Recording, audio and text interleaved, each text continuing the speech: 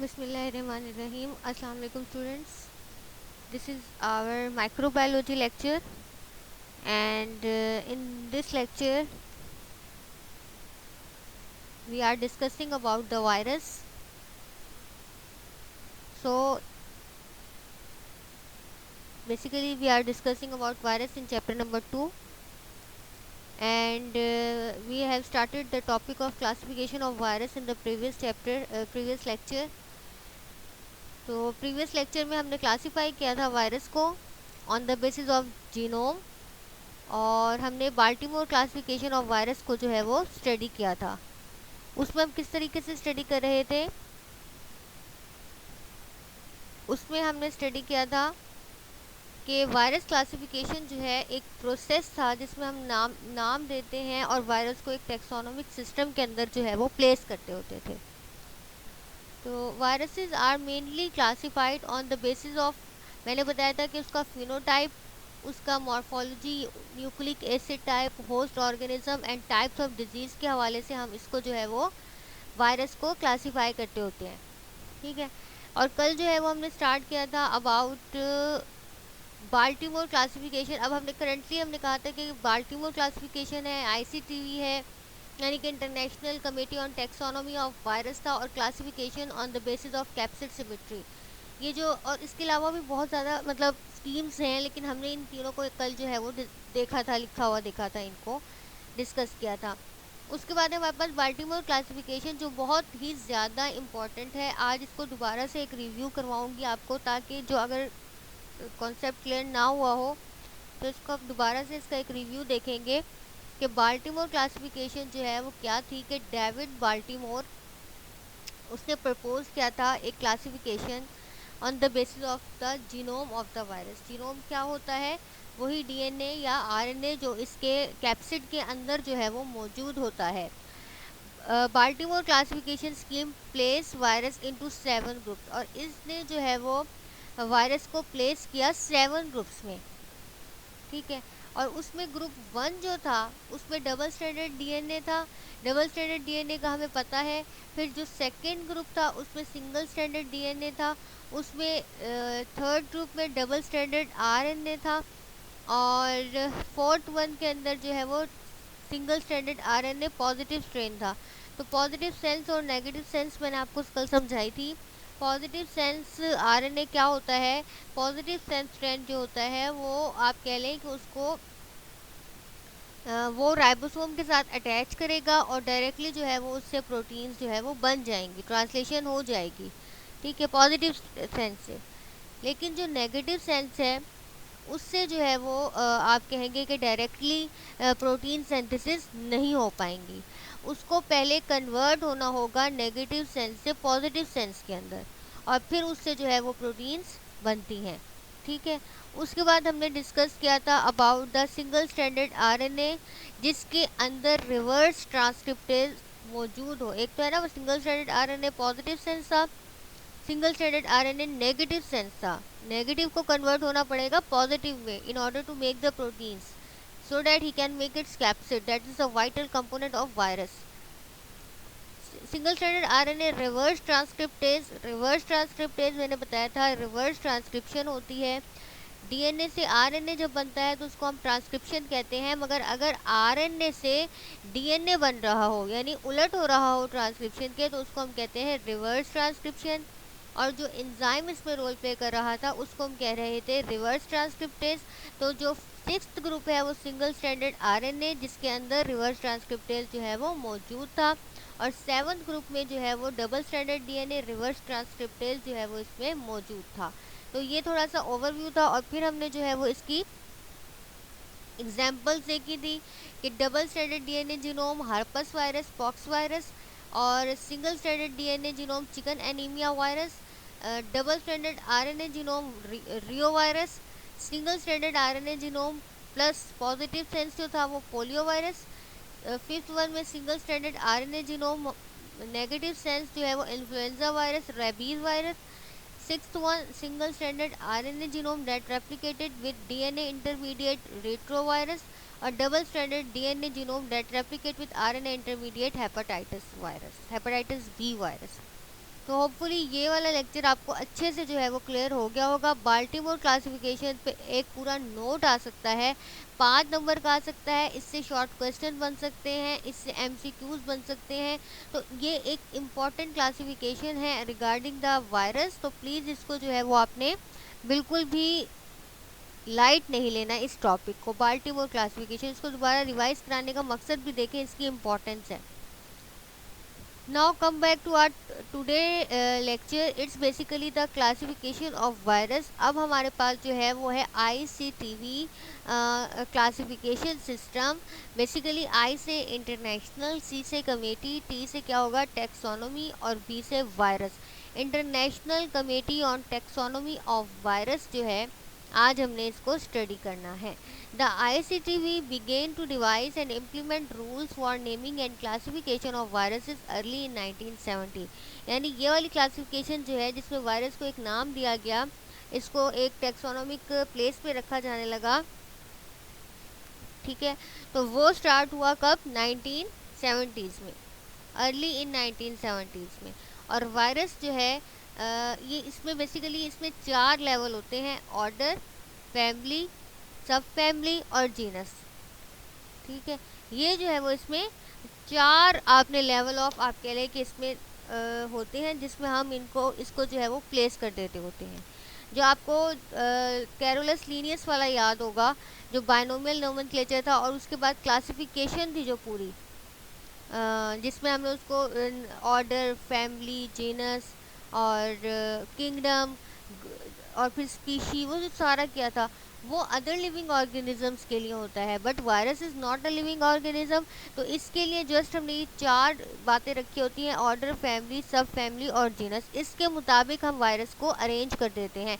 यानी एक वायरस का अपना ऑर्डर होगा, अपनी फैमिली होगी, अपनी सब फैमिली होगी और अपना जो है वो उसका जीनस होगा, ठीक है। इसके मुताबिक हम इसको अरेंज कर देते हैं। जैसे अब हम किसी की, ये हमारे पास ऑर्डर है, 4 टेक्सॉन लेवल है, ऑर्डर, फैमिली, जीनस और स्पीशी। ये स्पीशी की स्पेलिंग थोड़ी सी यहाँ रॉन्ग है, आपने इसको सही कर लेना है। स्पीशी के क्या स्पेलिंग होते हैं, SPECIES। तो ये 4 जो है वो इसके अंदर लेवल हैं। ऑर्डर होता है वायरेल है, और फैमिली वीरिडाई या वीरिडा, और जीनस वायरस, और species English and with virus. यानी जो ऑर्डर होगा उसके आखिर में वायरेल्स आ रहा होगा, और जो फैमिली है उसके आखिर में विरिडा आ रहा होगा, जीनस के आखिर में वायरस आ रहा होगा, और स्पीशी के आखिर में वायरस आ रहा होगा, ठीक है। English and with virus. अब फॉर एग्जांपल हमारे पास जो इबोला वायरस होता है, उसके अगर हम इस तरह से क्लासिफिकेशन देखें तो इसका ऑर्डर क्या है, मोनोनिगा वायरेल, मोनोनिगा वायरेल, ये इसका जो है वो ऑर्डर है। फैमिली इसकी है फिलोविरिडाई, और जीनस है इसका फिलोवायरस, और स्पीशी है इसकी इबोला वायरस। तो ये आपको पता समझ आ गई होगी कि किस तरीके से हम ऑर्डर, फैमिली, जीनस और स्पीशी जो है वो हर वायरस की टेक्सॉन में उसको जो है वो अरेंज कर देते हैं। एक वायरस है उसका ऑर्डर अपना होगा, उसकी फैमिली अपनी होगी, फैमिली की क्या स्पेलिंग होते हैं, FAMILY, फैमिली अपनी होगी, उसका जीनस अपना होगा, और उसकी स्पीशी जो है वो अपनी होगी। जैसे कि इबोला वायरस जो है वो एक एग्जाम्पल हो गई है हमारे पास, ठीक है।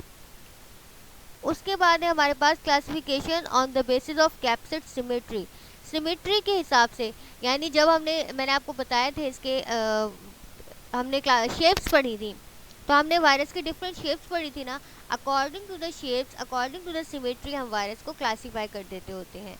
हर वायरस की अपनी सिमेट्री होती है, अपनी शेप होती है। On the basis of capsid symmetry virus can be classified as cubic, helical और कम्प्लेक्स। क्यूबिक बेसिकली वही आइकोसाहेड्रल है, ठीक है। क्यूबिक वही क्या है, आइकोसाहेड्रल है। फिर हेलिकल और कम्प्लेक्स, ये हमने तीनों अच्छे से स्टडी किए हुए हैं। जो इसकी सिमेट्री है, जो इसकी शेप्स हैं, ये हमने अच्छे से स्टडी की हुई हैं। तो viruses have 3 types of symmetry. कौन कौन से, इसको हम रिवाइज कर लेते हैं। क्यूबिकल सिमेट्री होती है, these viruses resemble a crystal and are called icosahedral virus, और इसकी एग्जांपल कौन सी थी हमारे पास, एडिनो वायरस, ठीक है। क्यूबिकल सिमेट्री की एग्जांपल कौन सी होती है हमारे पास, एडिनो वायरस। और फिर हमने पढ़ा था हेलिकल सिमेट्री, तो helical symmetry in which the particle is elongated. Most helical viruses जो होते हैं वो इन्वेलप्ड होते हैं, और एग्जांपल थी इसकी इन्फ्लुएंजा वायरस। तो ये मैंने आपको सारा डिटेल से हेलिकल सिमेट्री, क्यूबिकल सिमेट्री और कम्प्लेक्स, ये आपके बात नहीं है बस कि जो क्यूबिकल सिमेट्री है वही वो आइकोसाहेड्रल को ही क्यूबिकल सिमेट्री जो है वो कह देते हैं, ठीक है। और उसके बाद हमारे पास कम्प्लेक्स सिमेट्री है, तो in which the viruses are complicated. मैंने आपको बताया था इसका हेड और अलग से जो है वो टेल की एक मॉर्फोलॉजी हमने स्टडी की थी, और हमने बताया था कि इसके अंदर आइकोसाहेड्रल और हेलिकल दोनों शेप्स आ रही होती हैं।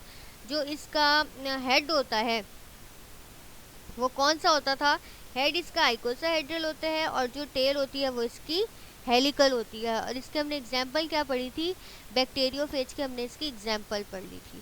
तो वायरस को अगर हम on the basis of its symmetry describe करेंगे तो हमारे पास तीन होती हैं, कौन कौन सी, क्यूबिकल होती है, हेलिकल होती है और कॉम्प्लेक्स सिमेट्री होती है वायरस की। तो ये तीनों सिमेट्री जो है वो हमने डिस्कस की हुई है। तो हमने कौन कौन सी क्लासिफिकेशन अभी तक डिस्कस की है, international committee on taxonomy of virus system, ICTV. आपने जस्ट आईसीटीवी नहीं लिख देना, जब आपके एग्जाम में क्वेश्चन आ जाए वायरस की क्लासिफिकेशन के हवाले से तो आपने जस्ट आईसीटीवी जो है वो नहीं लिख देना, आपने कंप्लीट लिखना है international committee on taxonomy of viruses, ये आपने जो है वो कंप्लीट करना है इसको। और फिर हमारे पास नेक्स्ट हमने पढ़ा क्लासिफिकेशन, चार टेक्सोन लेवल देखे, ऑर्डर, फैमिली, जीनस और स्पीशी। और उसके बाद जो है वो हमने इसकी सिमेट्री की बेस पर इसको क्लासिफाई करते हैं। और उसके बाद अब हम पढ़ेंगे classification based on the presence और एब्सेंस ऑफ इन्वेलप। तो बच्चे हमने पढ़ा था कि जो कैप्सिड होता है उस प्रोटीन कोड जो होता है वायरस का, उसके इर्द गिर्द या वो सराउंडेड होता है बाय आ लिपिड बाइलेयर। हमने पढ़ा था इन्वेलप में जब हम स्टडी कर रहे थे तो हमने ये पढ़ा था कि कैप्सिड जो है वो सराउंडेड होता है लिपिड बाइलेयर से, जिसके अंदर वायरल प्रोटीन्स होती हैं जो इनेबल करती हैं वायरस को कि वो बाइंड कर सकें होस्ट सेल पर, ठीक है। तो ये हमने कहा था कि जो ये लिपिड और प्रोटीन का स्ट्रक्चर है इसको हम कह रहे थे वायरस का ये क्या है, इन्वेलप है। और ये डिराइव कहाँ से होता था, होस्ट की सेल मेम्ब्रेन से, होस्ट की सेल मेम्ब्रेन से जो है वो इन्वेलप डिराइव हो रहा था। तो मैंने बताया था हर वायरस के अंदर, जब मैं इन्वेलप पढ़ा रही थी आपको, इसकी इन्वेलप सिमेट्री के हवाले से हम डिस्कस कर रहे थे, शेप्स के हवाले से हम इन्वेलप डिस्कस कर रहे थे, तो मैंने आपको ये बताया था कि हर वायरस के अंदर इन्वेलप नहीं होता। कुछ वायरस इन्वेलप्ड होते हैं और कुछ वायरस जो होते हैं वो नॉन इन्वेलप्ड होते हैं। नॉन इन्वेलप्ड का क्या मतलब हुआ कि इनके पास जो है वो इन्वेलप मौजूद नहीं होता। तो इसी चीज़ को लेते हुए हम इसको क्लासिफाई भी कर देते होते हैं वायरस को।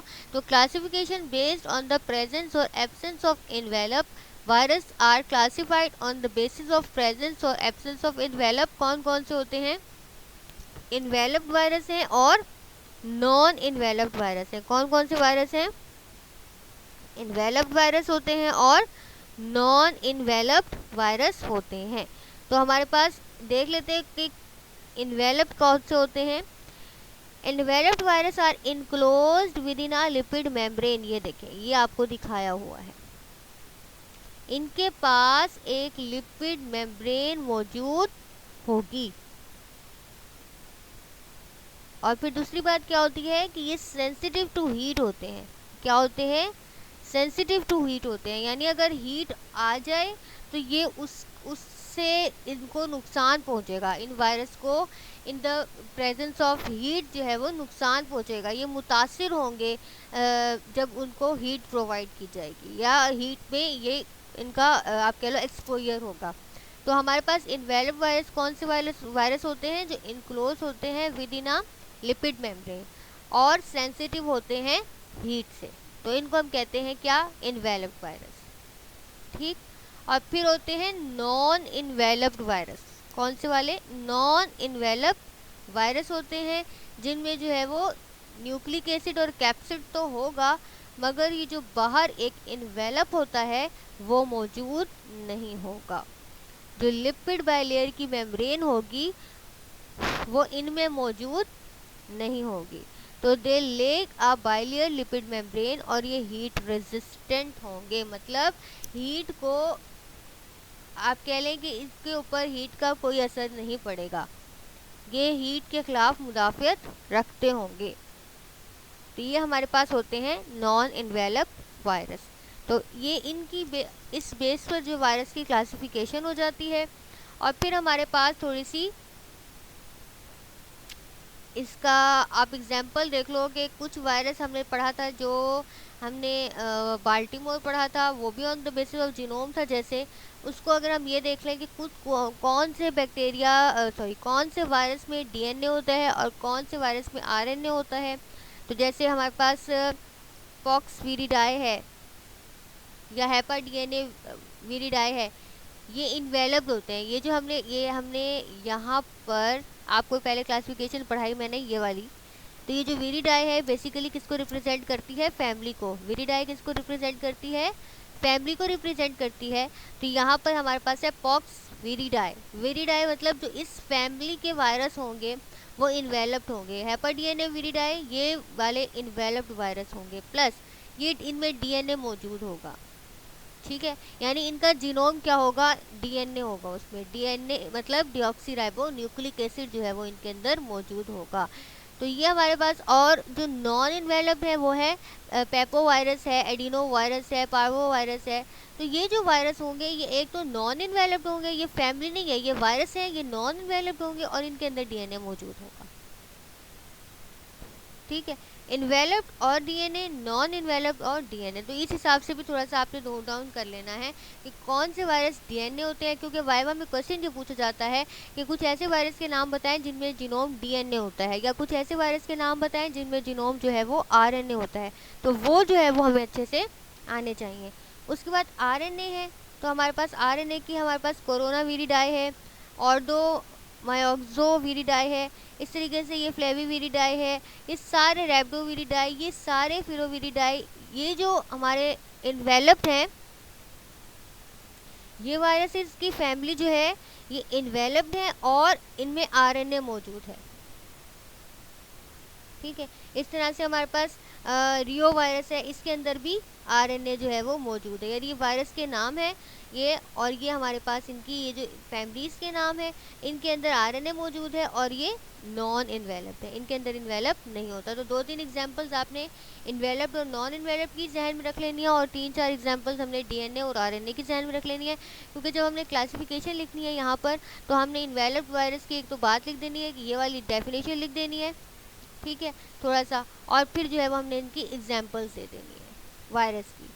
तो this was all about the classification of the virus, कि हमने डिफरेंट बेसिस पर वायरस को क्या कर दिया हुआ है? क्लासिफाई कर दिया हुआ है। आपके नोट्स में भी कैप्सिड सिमेट्री और इन्वेलप, नॉन इन्वेलप और आईसीटीवी और बाल्टीमोर जो है क्लासिफिकेशन ये मेंशन है, तो आपने वहाँ से भी एक बार अपना चेक कर लेना है। तो क्लासिफिकेशन में हमने कौन कौन सी क्लासिफिकेशन पढ़ी?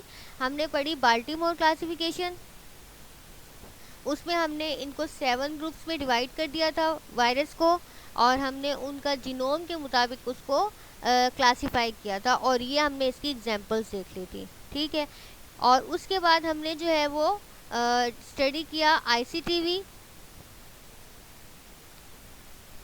हमने आईसीटीवी क्लासिफिकेशन सिस्टम पढ़ा, और उसके बाद हमने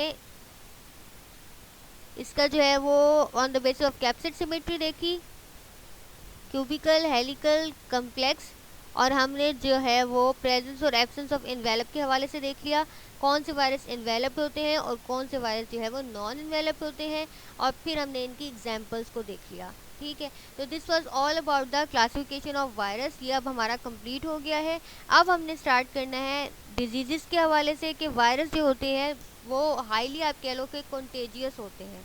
वायरस जो है वो बहुत ज़्यादा क्या काज कर सकते हैं? बीमारियां काज कर सकते हैं, और इवन आपको ये भी पता होगा कि बैक्टीरियल जो इन्फेक्शंस हैं उनके लिए तो हमारे पास स्टिल बहुत अच्छी मेडिसिन्स हैं, एंटीबायोटिक्स वगैरह बन चुकी हुई हैं, बट एंटीवायरल जो है वो अभी हमारे पास इतनी वेल डेवलप नहीं है।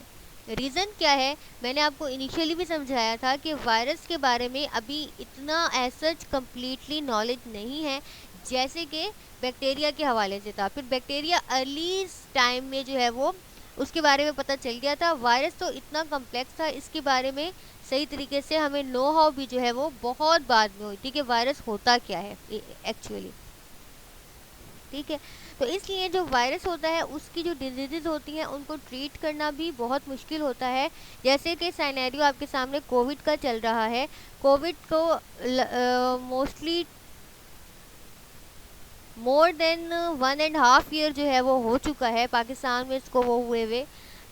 इसकी जो फर्स्ट केस रिपोर्ट हुआ था उसमें मेरे ख्याल से 1.5 ईयर तो लगभग गुजर ही चुका है, लेकिन अभी तक स्टिल हम ये नहीं कह सकते कि इसको हम जो है वो ट्रीट करने के लिए कोई स्ट्रेटजी ले आए हैं। इवन हमारी जो वैक्सीन्स भी आई हैं उनको भी आप 100% श्योरिटी से नहीं कह सकते कि अगर किसी बंदे ने एक बार ये वैक्सीन लगवा ली है तो अब वो कभी भी उसको कोरोना वायरस जो है वो उससे वो मुतासिर नहीं होगा।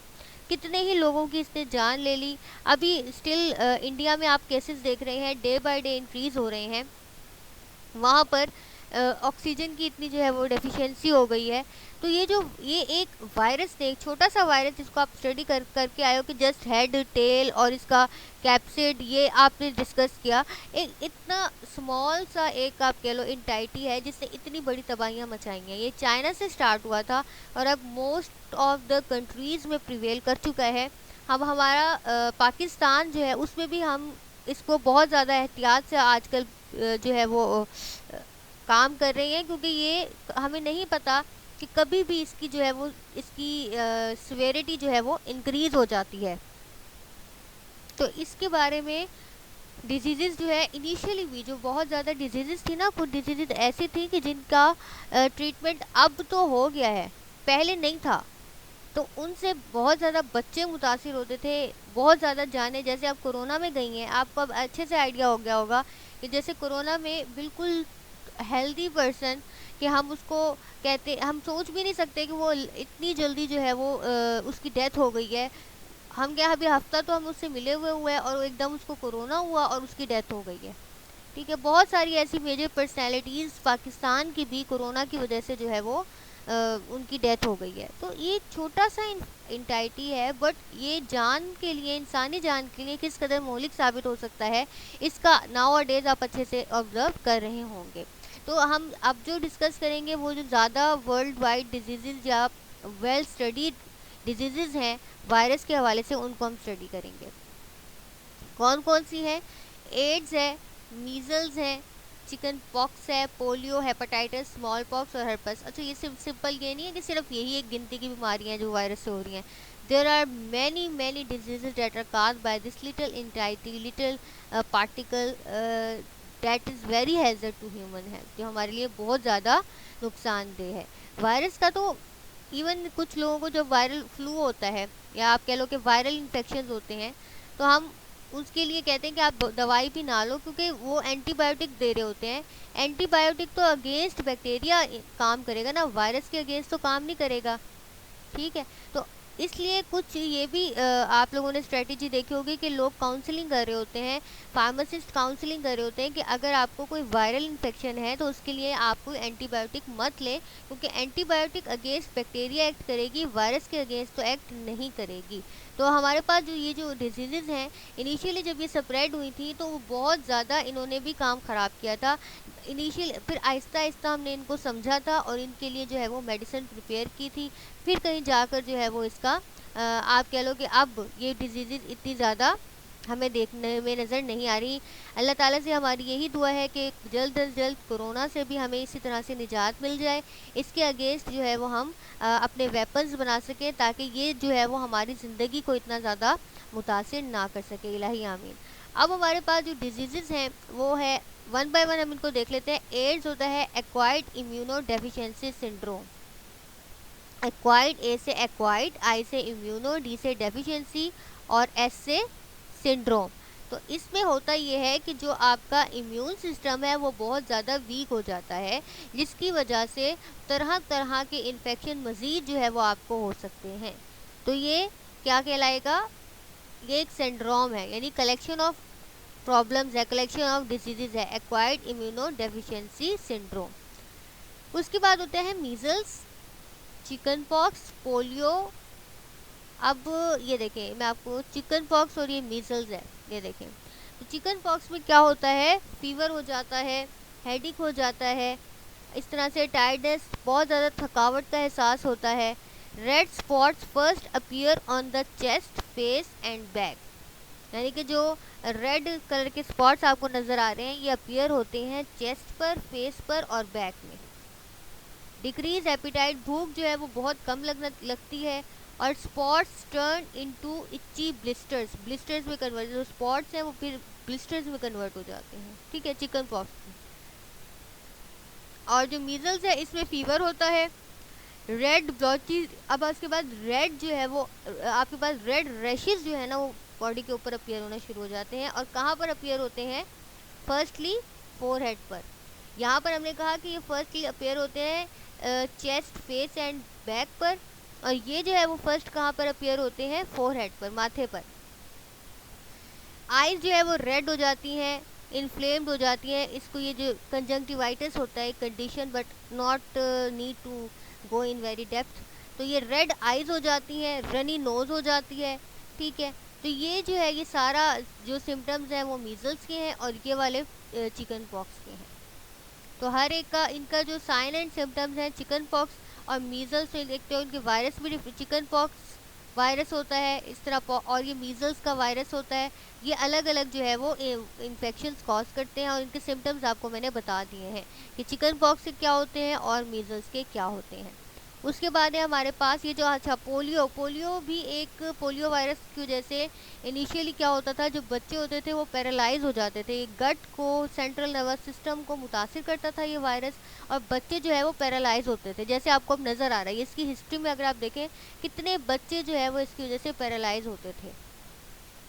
फिर क्या हुआ, with the passage of time इसको अच्छे से स्टडी किया गया वायरस को, फिर पोलियो वायरस को, फिर देखा गया कि अच्छा हम इसकी वैक्सीन बना सकते हैं, फिर इसकी वैक्सीन जो है वो बनाई गई, और फिर जो है वो अल्लाह का शुक्र है अब आप ये प्रॉब्लम बच्चों में नज़र इतनी नहीं आती, ठीक है। तो ये आपने देखा होगा, घर छोटे छोटे बच्चों को पोलियो के कतरे जो है वो पिलाए जा रहे होते हैं, इसकी मुहिम बनाई जा रही होती है और लोगों को काउंसलिंग की जा रही होती है कि अपने बच्चों को पोलियो के कतरे पिलवाएं, क्योंकि कुछ लोग स्टिल अभी भी ऐसे हैं कि वो समझते हैं कि ये चीज़ उनके फ़ायदे में नहीं है, वो रेजिस्ट कर रहे होते हैं, बट स्टिल काउंसलिंग से उससे उनकी जो अवेयरनेस है वो बढ़ गई है और अब ज़्यादातर मेजॉरिटी ऑफ द पीपल जो है वो पोलियो के कतरे बच्चों को पिलवा देते हैं।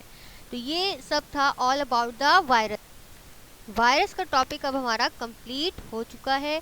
इस टॉपिक में हमने क्या क्या डिस्कस किया था, वायरस में हमने स्टार्ट किया था उसका डेफिनेशन देखी थी, उसके बाद हमने उसका growth and reproduction, occurrence, size, structure, फिर हमने इन्वेलप पूरा डिटेल से स्टडी किया था, फिर हमने शेप्स ऑफ वायरस देखी थी कि हेलिकल्स थी, आइकोसाहेड्रल थी, कम्प्लेक्स और इन्वेलप वायरस, और उसके बाद अब हमने अपना last but not the least topic जो है वो वायरस की क्लासिफिकेशन के हवाले से स्टडी किया था, ठीक है। तो अब हमारे पास जो वायरस है वो फिनिश हो चुका हुआ है। अब जो है वो हमने स्टार्ट करना है अपना फंजाई, ठीक है, फंजाई को हमने स्टार्ट करना है। तो इंशाल्लाह फंजाई हमारा नेक्स्ट टॉपिक में हम स्टार्ट कर देंगे। उसके बारे में, उसका भी हमने जो है वो इंट्रोडक्शन देखेंगे, उसका स्ट्रक्चर देखेंगे और उसकी भी क्लासिफिकेशन को स्टडी करेंगे, और फंगल जो है वो डिजीज़ को भी देखेंगे, यीस्ट को स्टडी करेंगे, मोल्ड्स को स्टडी करेंगे। इसी तरह से अच्छे तरीके से हम कोशिश करेंगे कि फंजाई का टॉपिक भी कंप्लीट कर लेंगे। तो जो चैप्टर नंबर 2 है उसमें हमने जो बेसिकली स्टडी करने थे वो 3 टॉपिक्स थे, बैक्टीरिया, वायरस और फंजाई। तो बैक्टीरिया और वायरस हमारा कंप्लीट हो चुका हुआ है। उससे रेलेवेंट किसी का कोई क्वेश्चन होगा तो वो ज़रूर पूछ लेगा। नेक्स्ट लेक्चर में हम फंजाई स्टार्ट करेंगे। होपफुली 3-4 लेक्चर्स में हम फंजाई भी कंप्लीट कर लें, फिर जो है वो हम इसके एमसीक्यूज को डिस्कस करेंगे। होपफुली यहाँ तक सबको समझ आ गया होगा। आज के लेक्चर में हमने क्या डिस्कस किया? आज के लेक्चर में हमने क्लासिफिकेशन के हवाले से ही देखा था, तो हमने अब जो नेक्स्ट पढ़े थे वो आईसीटी भी पढ़ रहे थे।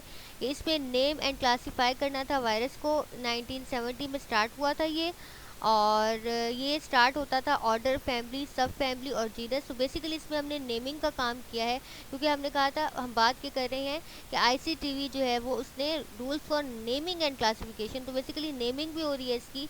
हमने कहा कि ऑर्डर है, जैसे मोनोनिका वायरल है, फिलोविरिडाई है, फिलोवायरस है, इबोला वायरस है, तो ये बेसिकली इसकी एक क्लासिफिकेशन भी हो गई, एक नेमिंग भी हो गई इसकी।